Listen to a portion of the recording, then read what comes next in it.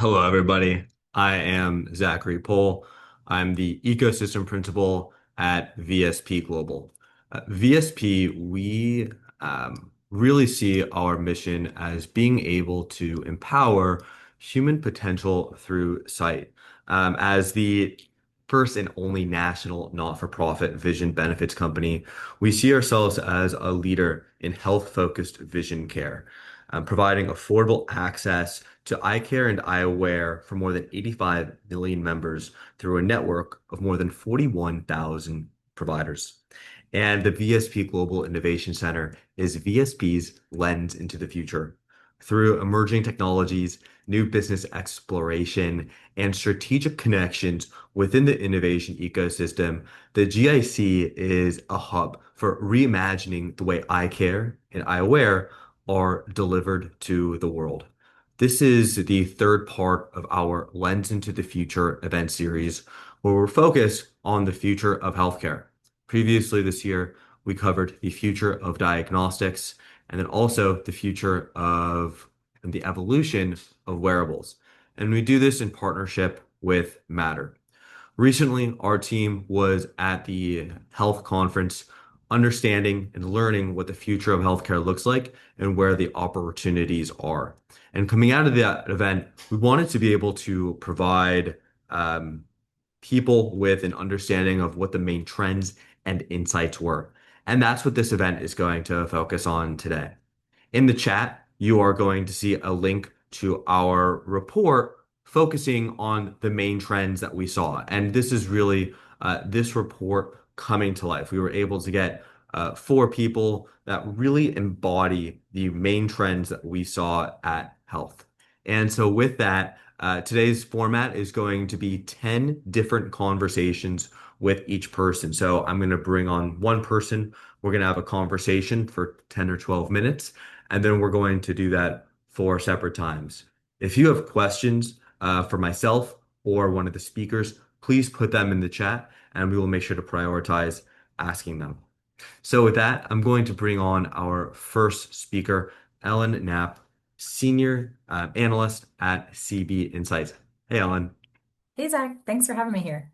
Yeah, of course. We're so happy to have you. So Ellen Knapp, we work with CB Insights actually, and you'll see them featured in the report. And we're so happy with the insights that we're able to get with them. And Ellen, I wanted to be able to start with you because when we're looking at our report, and please correct me if you think I'm wrong, AI dominated the health conference. When the internet first came out, it was its own category, and then after a couple years, the internet wasn't a category because it was part of every single thing, and it was powering every single thing. And it really feels like that's how AI is now. Maybe last year, the last 2 or 3 years, it was its own category, but now we're seeing it part of empowering and really the infrastructure behind so many of the different categories, part of health. And so, with that, my first question for you, Ellen, is you moderated the Crystal Ball Medicine panel on AI-driven predictive care. What were the things that stuck out from that conversation, and what are the main takeaways? Yeah, I think something that made that panel valuable was having kind of a full spectrum of players on the stage, from folks building these predictive AI tools to those funding fundamental research, and finally providers who are kind of the end users of these types of deployments. And a few things stood out to me across that spectrum. On the tool development side, what really came through was the pace of advancement. So Alad Wallach, CEO of AI Doc, talked about their slate of FDA approvals and made the point that we're kind of at the tip of the iceberg in terms of what these models are capable of. As the fundamental science advances, he expects that we'll see exponential growth in what these predictive tools can do. And we're already seeing some of that materialize. So the other kind of tool builder was Naseeb Chamoun, who's the founder and CEO of Health Data Analytics Institute. And at Health, he unveiled HDAI's real-time EHR embedded chart summaries, which risk stratify patients as data comes in. So you have this combination of hearing where the technology is headed and seeing some concrete examples of where additional deployments are being made right now. On the development and research side, we had Jen Hall, who is the Chief Data Science Officer at the American Heart Association, which is second only to the federal government in funding grants and research in this area. And I loved hearing her perspective about the distinct challenges faced by rural providers around deployment and infrastructure requirements for AI. So, we're seeing workforce shortages across healthcare, but especially in rural settings. So it's critical that these AI tools, which are designed to expedite provider workflows and improve patient outcomes, can be deployed in rural settings outside of major urban health systems. And this is an important deployment issue that the AHA is working on through their AI assessment lab, which Jen discussed on the panel. And finally, on the provider side, we had Dr. Jill Kalman, who is the Chief Medical Officer at Northwell Health, who's worked on real-time deployments of these AI tools, including actually deploying AI docs platforms. So that was cool to have, kind of a builder and a deployer on the same panel together. But something that stood out to me was her point about the challenges with implementation and the need for health system leaders to be really willing to see a project through end to end in order for these tools and these deployments to succeed. So she really kind of gave a call to action for health system leaders overseeing digital strategy, not just to get partnerships in the door, but to continue to collaborate in order to learn from and improve upon these deployments and see these tools succeed. I have, I know that I have some questions I want to prioritize with you on that we went before this, but I already have two questions Yes. follow up to that. The first is I've heard two different strategies or philosophies for how to do that implementation successfully. Mhm. There's running a small pilot and seeing it end to end. Maybe it's within one of the departments, maybe it's just within a couple of doctors and have it running parallel with the current ways to do things. And that seems to Mhm. be the majority of what the majority of people say is the right thing to do. I Yep. was also listening to the CEO of Thomas Jefferson say, burn the ships, leave no other option, Mm. really force it, and do it on a large scale because that's how you're really going to push people to be able to do that adoption. And without that, there's just always going to be too much resistance. Yeah. When you're talking about implementation end to end, was there something that was talked about that really made it successful and getting that organizational buy-in both from the administrative side as well as the provider side? Yeah, I feel like buy-in and trust was like a major theme, right? At the end of the day, who's using the tools are kind of the providers whose hands it's in. I think, from the conversation with Jill, it seems, and just looking at like Northwell's activity, it does feel like they're taking more of that institutional approach of deploying. They just have had a big partnership with the Bridge where they have, enterprise-wide deployment of an AI scribe for their providers. And so kind of taking that approach of everyone gets this tool, we're using it across departments, across use cases, and collecting a lot of data and feedback about how this can work. Um, but that said, it needs to be, I think, a couple things. One, you need to obviously have clear kind of endpoints, check-ins, and things like that. It can't just be thrown into the ether without any goals in mind. And I think that's some where that end-to-end point that Jill was making is it is not about, yes, there's this huge hurdle to overcome to just get the tool in the hands of providers in use cases within hospitals. But there has to be very clear kind of follow-ons and adjustments and collaboration between the health system and in this case, the startup developing the tool in order to respond. And that was something, her and Elad talked about was how it was a very collaborative and dynamic relationship. And that's what they felt made it successful. That's very valuable and helpful. Thank you. The second question I have for you is you mentioned AI being able to empower these providers in rural populations. Uh, Yeah. just on a call with some of our internal leaders yesterday, and a lot of optometry practices are in these healthcare deserts, and they Yeah. want to be able to enhance the scope of what they're doing to be able to provide the best care they can for their patient. How are you seeing AI be able to power these physicians who live in these rural areas to be able to provide even better care for their patients? Yeah, I think it's sort of, the AI tools that exist, I mentioned scribes, and that's a big one, right? These kind of ambient documentation solutions is a place we've seen a huge amount of growth in recent years and saving providers a huge amount of time across sort of disciplines, right? Um, but a challenge when you think of individual providers or rural facilities is the absence of maybe a IT team, or the challenge if you need an enterprise agreement versus like, well, I'm a practice of just two providers. Like I don't have the money to pay for an enterprise agreement.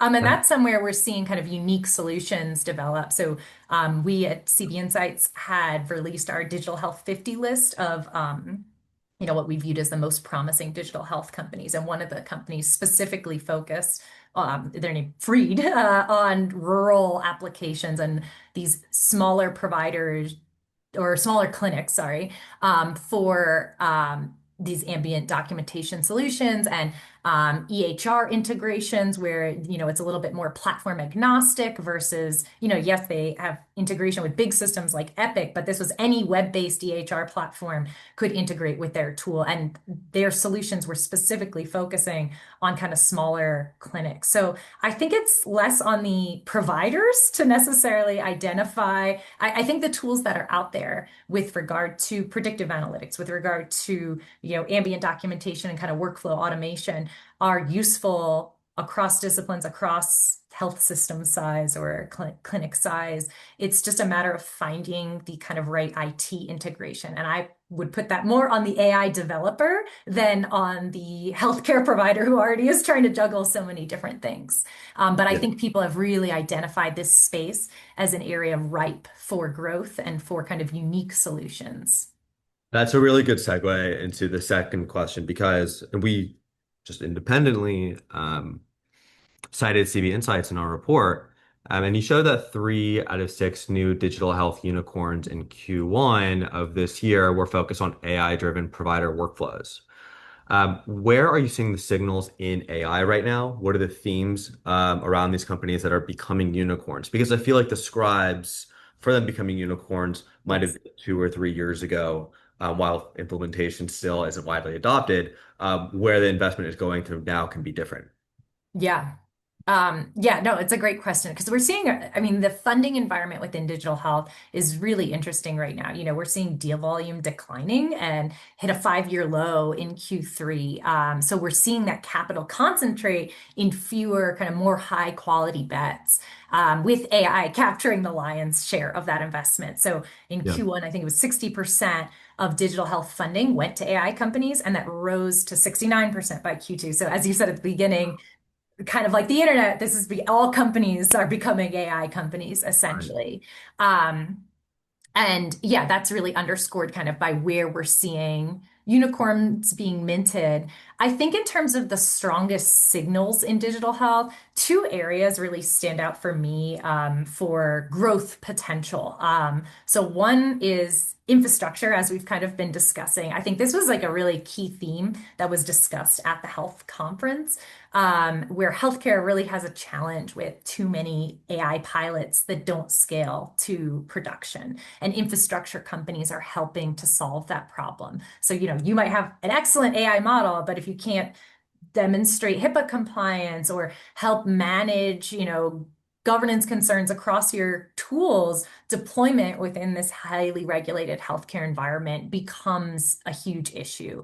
And so that's where infrastructure companies come in. So startups like Vanta automate that compliance layer to facilitate smoother AI deployment. And that's not, about building the AI itself, so to speak, but it's about removing barriers and building the trust necessary. Trust, I feel like, was a big AI theme at the health conference too, of how do we get institutions to trust so that these pilots scale. And that's what I think a lot of these infrastructure companies aim to do.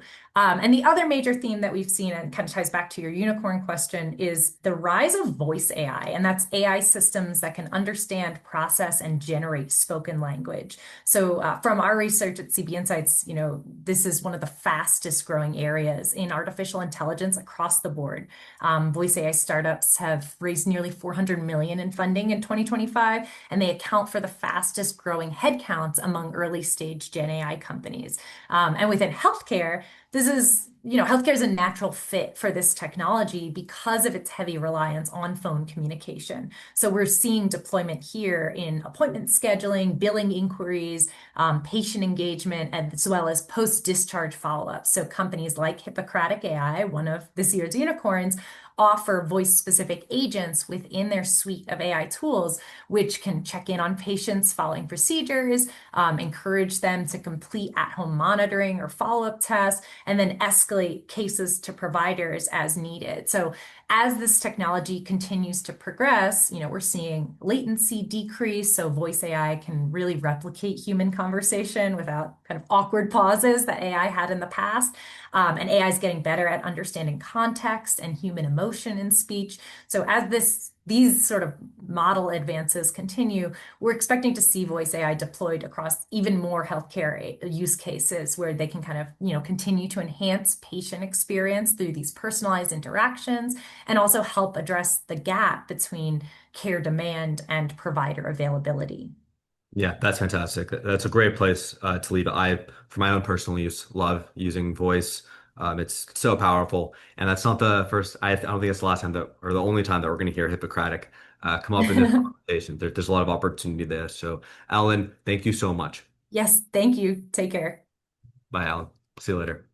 And next up, we're going to be having Kevin Wathey. Kevin is the CEO of Baseline, which won the consumer wellness startup at the Health Conference. Yep. Zach, thank you for having me. Yeah, of course. So, Kevin, coming out of that talk with Ellen, a lot of AI was discussed. But we had such a great conversation yesterday about where AI doesn't make sense, specifically thinking about longevity. I personally had the my video off sitting in my sauna because I focus on longevity for myself, and that's a great tool. What are you focused on in longevity, and which kind of tech are you choosing to utilize it? I think Ellen hit on a lot of great things that we started to see at Health as well. The concern that I've had, at least from the startup world, is that people are viewing AI tools as a solution in and of themselves rather than a tool that gets the individual to the solution or removes a human element from it. I don't think we're quite there yet. We talked a little bit about this yesterday, the difference between AI and ML from a clinical verification standpoint.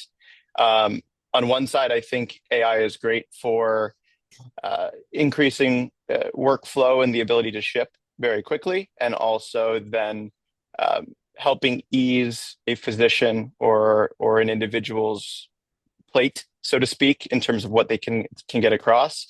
The challenge that comes up is when using that for something that needs to be clinically validated, and that's where you see ML, something that's been used for. That's not new, but that's something that is getting confused within this AI rush. And so, especially when you look at the world of genomics, there is only so much you can rely on an AI to do. The rest needs to go through an ML lens and effectively allow it to be verified, fixed, and stamped, rather than having some type of black box component that didn't know how we get to that end outcome. So that's on the first front. On the longevity standpoint, I liked that we saw a lot more talk around health span, not just lifespan, which was really interesting. And I think people are starting to recognize that the things that they do that compound over time dictate the quality of their life in their later years. And that hasn't always been the case. It's been I'll solve it when. And you obviously know a little bit about me and losing my mom to cancer. And when you approach it through the we'll get to it when lens, you miss the opportunity to actually treat and solve a lot of things on the front end. Yeah, and like I say all the time, I'm so sorry to hear about your mom, and I know that you're working so hard to be able to help others. One thing that I want to be able to go down that you just talked about is the difference between health span and lifespan. And you're working in genomics specifically. What are the main things that you're thinking about when you're thinking about maybe to work at Philara or for Baseline that are so important for people to have a healthy or for a long health span? So the two components here, and Time actually published an article on this recently. We've excluded genetics from the conversation because we believe that everything is strictly behavioral. Now, from a health span perspective, yes, there's about 85% is behavioral. But if you invert that and you say from a lifespan perspective, I want to live to be a centenarian and live to be over 100, it's actually it's quite the inverse. It's about 85% genetic, the rest is behavioral. And what we're working to do and what we're working to tie together is genetic predisposition all the way through to behavior.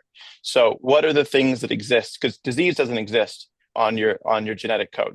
Your disease doesn't exist on your DNA. Predisposition does, or increased risk score does. So how do we correlate and contextualize a predisposition all the way through to the behaviors that you are doing today, and use that in order to say where you're walking yourself towards or away from a risk, and how can you then alter that behavior in real time? Because wearables are a great example of something that is real time tracking. Yeah. How can we then alter that behavior in real time to start to do something that I'll be able to forecast or foreshadow where I will be in the future? That's a great point. And during our last event on the evolution of wearables, we had Sam Propus from Whoop, and they just come out with the new Whoop.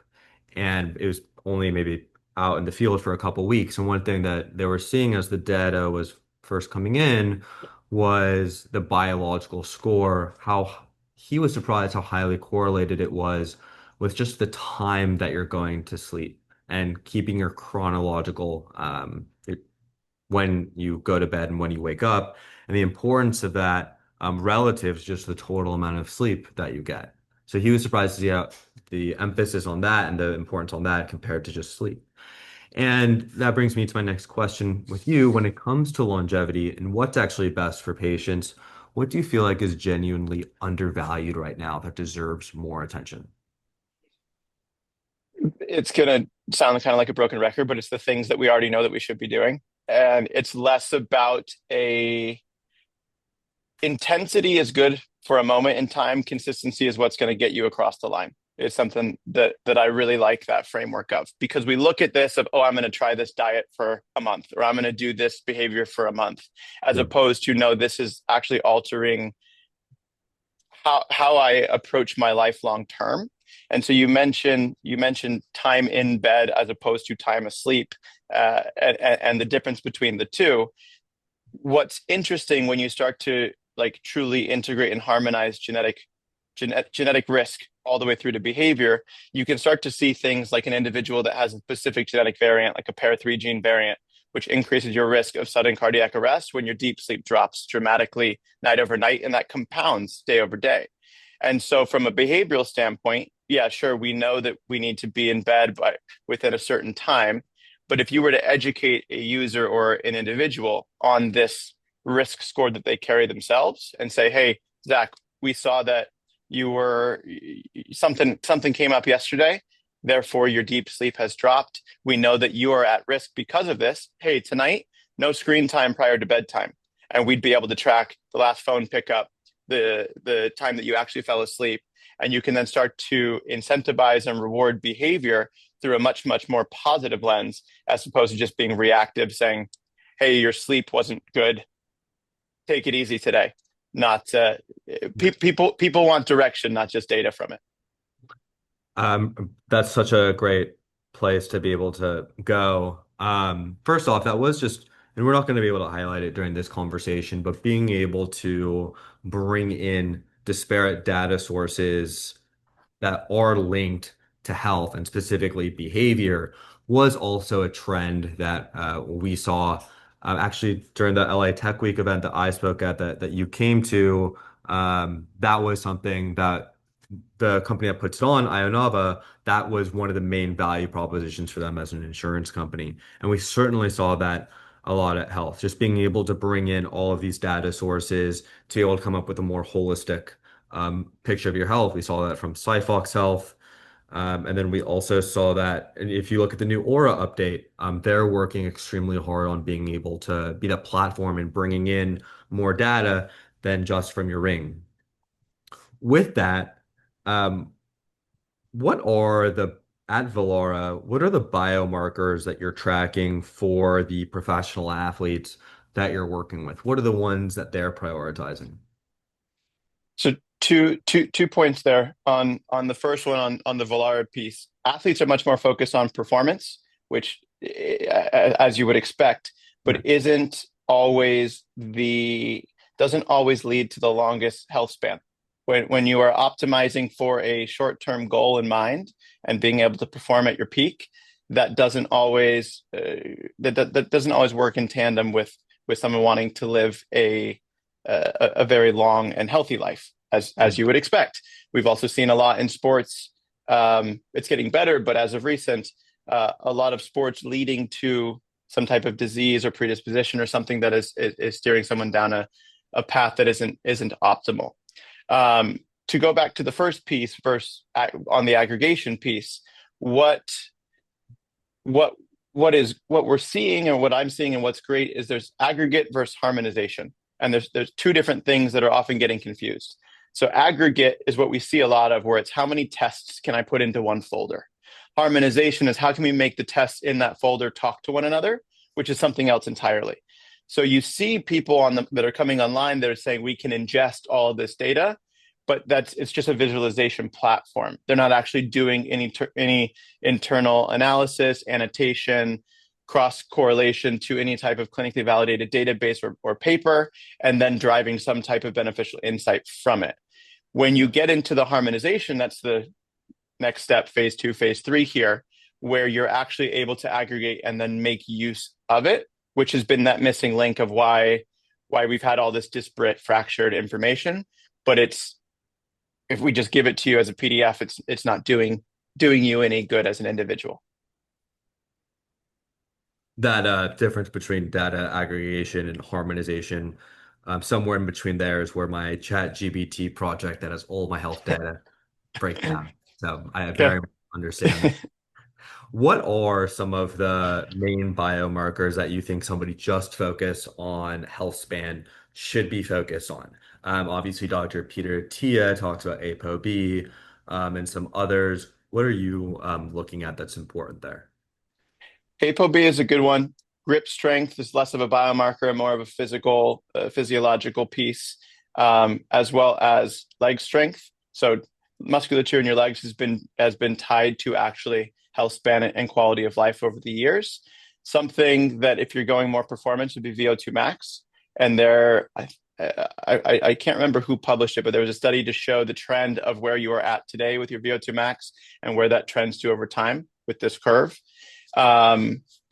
Another big one, and we talked about this a little bit at the beginning, but it's consistency of circadian rhythm of sleep-wake time.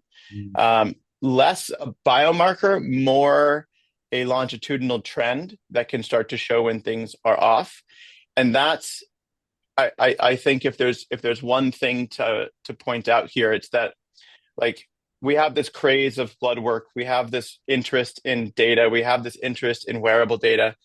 That's all great, but it's all very much a snapshot in time, not a longitudinal trend over time. And again, I can do anything once, but can you do it day in and day out, even when things get challenging? That is what's going to be the largest predictor of long-term health span and quite possibly lifespan as well. But it's how can I continually show up and do the same things that I know are going to make me healthier long-term, even when I can't see results in the near term. That's great. 30 seconds. What do you feel like when it comes to those behaviors could be overhyped? The ice baths, the NAD drips, anything that you think is overhyped? I'm not a big fan of injectable or ingestibles. In truth, I think that when you were born, your body knew how to thrive. We wouldn't be here if that wasn't the case. And we've decided somewhere along the line that we are more intelligent than nature, and that we need to inject or ingest something that is going to fix us rather than altering the behaviors that are creating the condition in the first place. And like for us, figuring out genetic risk score, very cool. Taking that and correlating that to where you are at today with blood labs, full diagnostics, cool. The behavioral component is the piece that you are actually in control of. So while we can give you this information and we can say, you have risk score X, and because of your blood work here, you are more predisposed because of Y.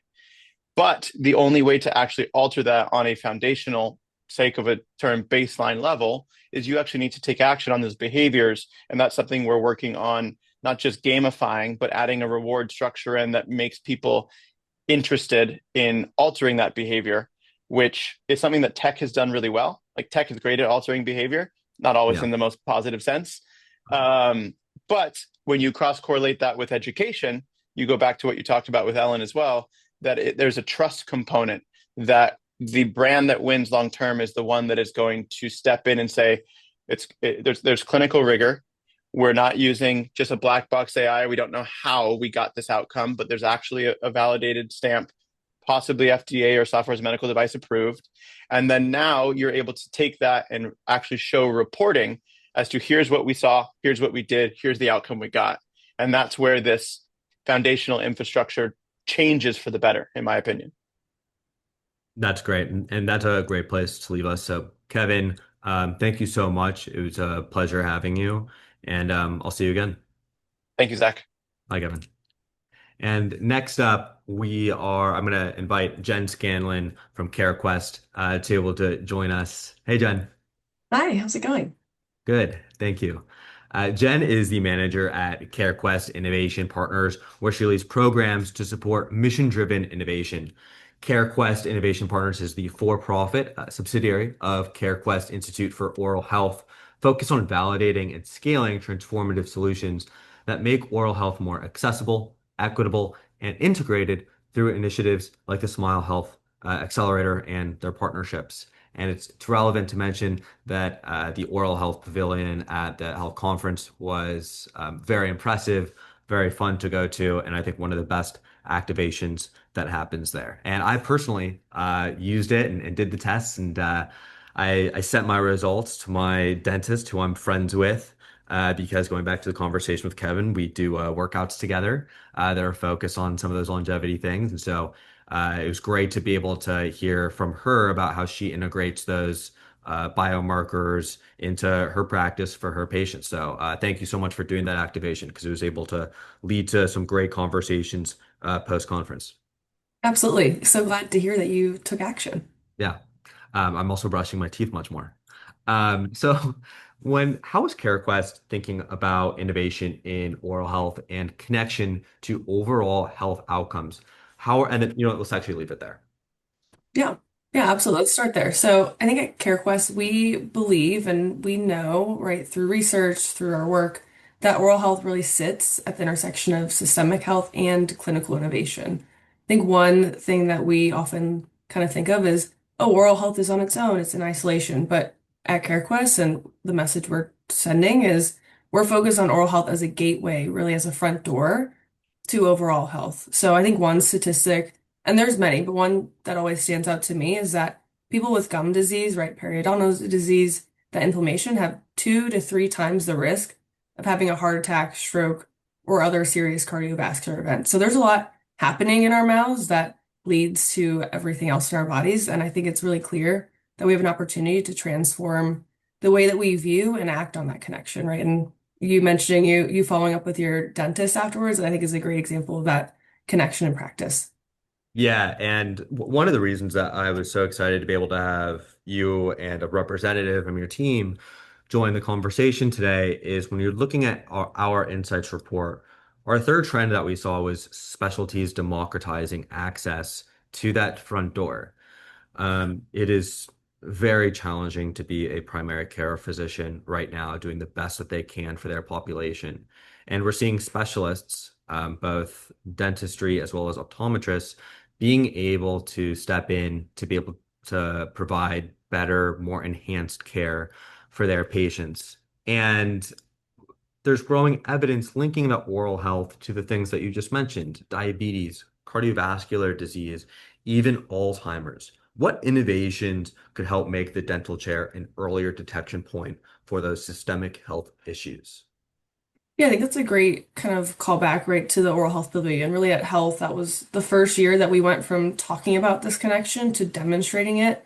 So we, along with our partners, PDS and Henry Schein, showcased at Health through saliva-based screenings, through our A1C screenings, through blood pressure monitoring, what that could look like in practice, really, when you're in a dental chair. And seeing it at Health, I think really brought it to life that we had hundreds of screenings. So we wanted to show a real example of what it could look like to bring those screenings chairside.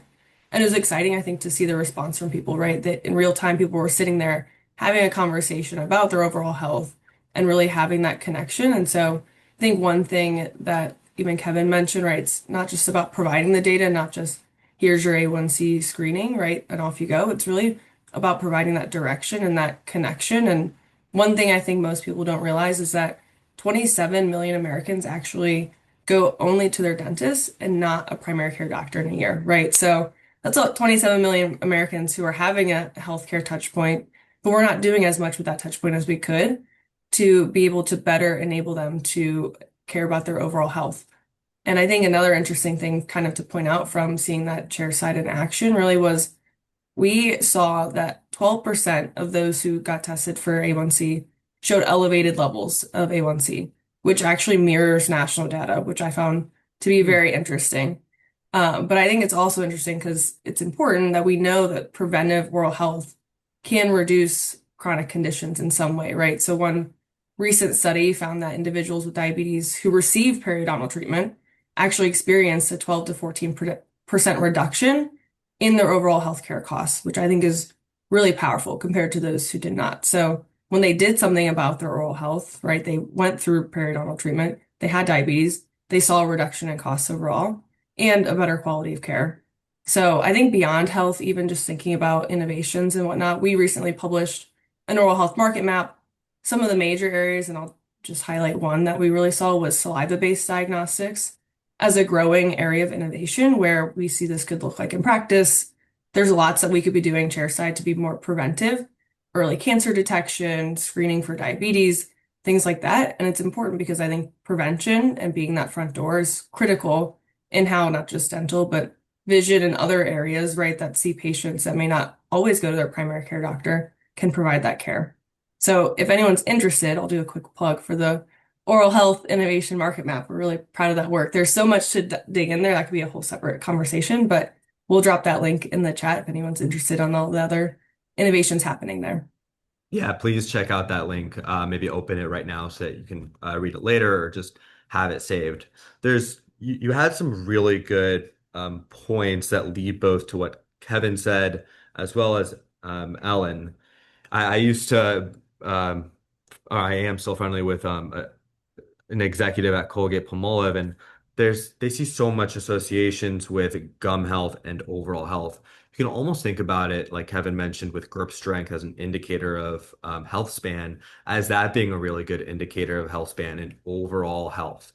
But also, Ellen mentioned trust and being able to get adoption and the importance of that. And for any of the innovators who are currently trying to grow their startups here in the audience, I think this is a really great point because this isn't just for dentistry, this is for any provider practice. How are you building that trust with your providers to be able to do that end-to-end implementation? Yeah, absolutely. I think that's a great and challenging question, one that we work, I think, towards solving on a daily basis. And it's not a one size fits all, right? Everyone's different, but I think even in this conversation, we're seeing that key theme of trust come up as being critical to adoption, right? So I think one way to establish that trust is through demonstrated clinical value and understanding. So to what Ellen said earlier about deploying technology, trust and buy-in matter. And I think part of that is providers need to see not only that the innovation works, but that it matters and it works in their setting, right? And they have to be able to communicate that to their patient at the end of the day, because if the provider can't communicate that to the patient, adoption kind of falls apart right then and there. I think kind of the second piece of that really is economic viability, right? Showing and placing that trust in the providers, right? In dentistry, specifically, inflation has outpaced dental reimbursement growth since 2021, right? So there's a lot of cost pressure. but having a realistic, scalable reimbursement model is critical to reach a broad set of patients and not just those who pay out of pocket, right? And that's something that everyone in healthcare, I think, understands and knows is critical in getting adoption, is having that pathway to scale. Because at the end of the day, innovation without that pathway ends up as a nice to have and not a need to have, right? And then the adoption is much more difficult. Um, and that because when we were prepping for this, we talked about what are the key tools. What's the difference between a pilot that goes nowhere and something that becomes the standard of care? Are those the three major aspects? Do you have anything to add to that? And if not, is there anything that you've seen really being a hindrance to making it happen? Yeah, I think those play a key role. I think trust, economic viability, and that clinical understanding are key. I think one that is a hindrance and also could be a superpower for some is data and workflow integration. We mentioned Mhm. it earlier in a highly regulated environment. Being able to get adoption comes down to how compliant and how easily integrated your technology is. We ask it a lot from our providers, so whatever the tool or process is, it really should fit seamlessly into clinical workflows. And the innovations that we see that are more likely to get adopted are the ones that meet providers where they are and connect into those existing processes more seamlessly. It's not just one more thing, oh, go to this separate application, go here. It's about being able to fit into that day-to-day workflow in a sustainable way. So I think that you could see that as a hindrance for some, right? But really that's key in that what goes from just a pilot to becoming a standard of care. Are you seeing some physicians being more approachable and taking on these innovations compared to others? What does that look like? Yeah, I think there's definitely a wide spectrum of those who are more open to innovation versus who are not. I think oftentimes it comes down to where they are in their practice journey. Those who are scaling innovation are those who have the ability and the amount of staff to have work on implementing an adoption, right? If it's a single practice, really difficult to get patients as is, maybe in a rural area, that's going to be a very challenging environment, but a very important environment that we should still work to reach. Just working with them to the point of meeting where they are looks different because they have a different level of resourcing. So I'd say the level of resourcing and really like how mature they are in their practice are kind of the two factors I think when it comes to who's maybe adopting the innovation earlier or even an interest in innovation sometimes is kind of the key to getting that conversation going. Yeah, that's a great point. And then last question for you, Jen. Based off everything we've discussed about the oral health opportunity and diagnostics, what's your advice for someone who's thinking about building or pivoting into this space? Yeah, I think it really comes down to one fundamental insight, which is oral health is a front door to prevention, and most people, I think, overlook it. And I think that's true of other ancillary services like vision and hearing. We often see them as separate, and I know we've mentioned the checkup from the neck up concept in conversation, right? But I think it's very true, right? When did our head become separate from the rest of our body? So it really is about seeing oral health as that front door to prevention and that I'll bring back that 27 million American statistic, right? That's 27 million American people who are going somewhere, getting clinical care, but not receiving that full spectrum of their overall health, right? So we need innovation like diagnostic tools to unlock that value, including innovation that takes what's traditionally done in medical into dental. So if you're an innovator, an investor, payer, provider, consider how oral health becomes that entry point and an investment point to drive that greater overall health outcome. Yeah, that's a great point, Jen. And that's something that we see as well from the optometry side. Tens of millions of patients, the only way that they interact with the healthcare system is through their optometrist. And so I'm really glad that Yeah. you brought that up. But unfortunately, we are out of time. So, Jen, thank you so much for joining us today. Thank you for having me. Last, we are going to be having Santosh Mohan, the VP of Innovation and New Ventures at Advocate Health. Santosh, if you Hi, want to. Zach. Hey, how are you? I'm good. Thanks for having me. Good. Love to see the pins on your lapel. And I think that's just because I can see the logo right there. It's a great segue to our first question. If you could just give the audience an overview of who and what Advocate Health is. Yeah, at Advocate Health, we are the third largest not-for-profit health system in the nation. And we serve around 6 million patients annually across 6 states in a wide variety of clinical settings. We're also one of the nation's largest academic medical centers with deep bench strength in education, in research, and in clinical excellence. But really, the way we think about ourselves isn't through scale, it's through purpose. Our North Star is simple, but it's deeply human. Um, from discovery to everyday moments, we're redefining care for you, for us, for all. And for all isn't something we just say. It's really what drives us, our decisions, our investments, our commitment to redefining care, and also our responsibility to make sure, especially as we talk about AI, our responsibility to make sure that AI becomes a trusted partner, right? That helps us accelerate impact, expand reach, and not widen gaps.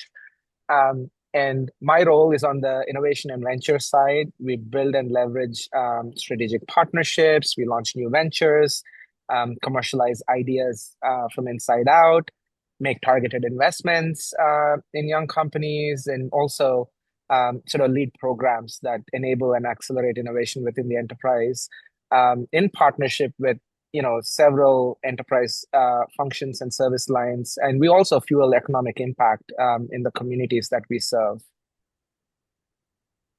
Your scale allows you to fulfill on your purpose even more, and provide that for Absolutely. more people, which is amazing. And I know I sat in on a presentation at the health conference from one of your colleagues, listening about all of the amazing work happening at the Pearl and ERCAD. Yes. Really amazing stuff. I walked away so impressed.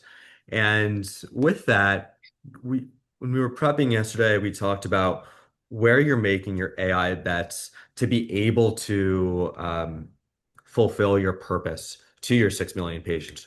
What are your AI bets? Why are you making your bets in those areas? Yep.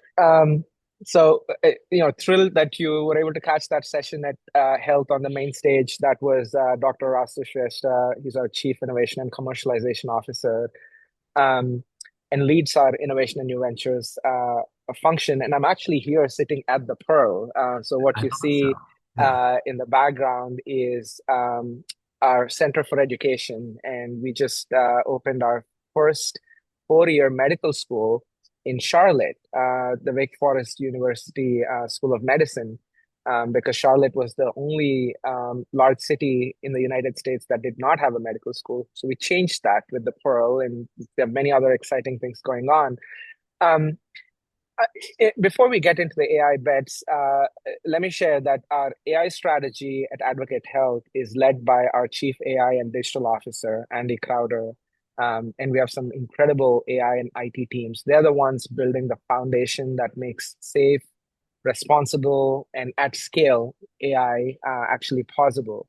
And I get to collaborate with them closely, specifically focusing on emerging tech partnerships and building our innovation ecosystem, and also work with some world-class partners that we've brought together to advance specific areas with AI that are tightly aligned with our strategic priorities. So happy to share our bets, happy to share what we are seeing out there in the market. It was exciting to be at Health, and more importantly, share how some of our incredible AI and IT teams are turning those ideas into real impact. So when we come to bets, the potential for AI in healthcare is enormous. So choosing where to invest is what really matters. So we are focusing on 6 key areas to align AI capabilities with our priorities. And we're making sure we're building towards impact, not towards experimentation, right? So to the point made earlier by Ellen, these are not just things in the door. These are things that are actually deployed and are scaling and expanding. First, ambient listening. We've heard about it. I won't get into too much detail. It's a major bet because it directly reduces cognitive load and documentation burden. And at Health, the theme of giving clinicians time back was everywhere. And I feel it's been there for a few years. Uh, you know, Today that's a reality, and we were the first in the world to roll out DAX Copilot with Microsoft at enterprise scale, and are one of the largest deployments anywhere globally. Second bet is generative AI inside the EHR, right? We're seeing tremendous traction with chart summarization. Again, a theme that came up when Ellen was chatting earlier. It helps clinicians cut through the complexity and get to the heart of the clinical story really fast, right? And this is relevant for chart prep ahead of a visit, but also relevant for inpatient hospitalizations because you have many touch points there and handoffs, and takes time to get up to speed. And so, this removes that cognitive load and accelerates speed to treatment. And that's exactly the lane that we're in. Third, imaging AI at scale. We have the largest deployment of medical imaging AI in the world. AI Doc came up earlier. With AI Doc, we have 15 FDA-approved machine learning algorithms deployed and scaling enterprise-wide. This is about early signal detection, as much as it is about safety and speeding time to treat. The fourth bet is about AI-enabled operating and learning environments. We're combining computer vision and assistive AI, and we're doing that in the patient rooms to improve efficiency and experience, and of course outcomes, but also in operating rooms, to improve the efficiency and the workflow, but also procedural learning, right? Improving the technique of the surgeons. And health actually had an enormous focus on next generation workforce models, right? And this is an area we're leaning in with AI, especially with our work in ERCAT North America, which is really a destination center for robotic surgery training and surgical simulation. And it will be a core hub for AI in minimally invasive surgery and experiential learning. And we are embedding AI into our School of Medicine curriculum as well. Fifth, consumer-grade generative AI. We're exploring how AI can meet patients where they are, helping with navigation, helping with outreach, helping with access. It's early, but the opportunity to extend capacity without compromising empathy, is a big theme, and we're actively turning that into reality at Advocate Health with Hippocratic, that came up. And last but not the least, productivity, right? AI for productivity. We're the largest provider deployment of Microsoft Copilot in the country, highest utilization. This is really aimed at boosting productivity for teammates with enterprise-grade security and compliance. So across these 6 bets, our philosophy is simple. We're investing in AI that reduces cognitive load, extends our expertise, and tightens the loop between insight and action.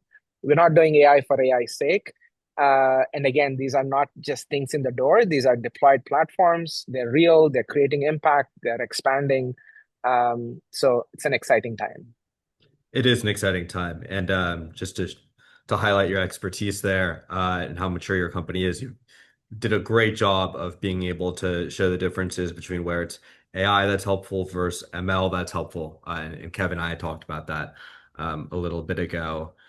One thing that I want to go in on for the audience is you're talking about the things that can be extremely valuable now, and the AI is mature enough now and ready to be able to help. I'm really happy that you brought up handoffs.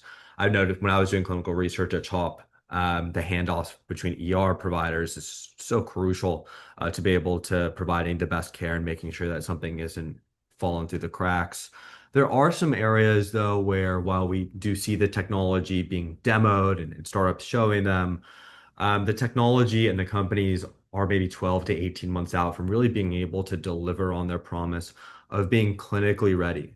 What are you seeing on the horizon that isn't ready now, but it's going to be able to help you fulfill your purpose and your mission in the future? So I think a lot of organizations, including us, we're adopting a portfolio approach, right? Where with high need areas proving quick, measurable improvements and near-term wins to foster that buy-in and build trust and really generate that readiness for more ambitious initiatives that can come after.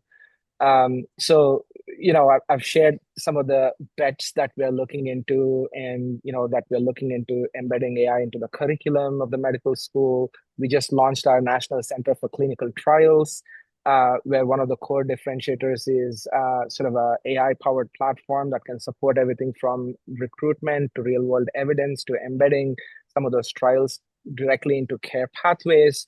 But broadly speaking, I will say only some AI is truly ready for health system deployment.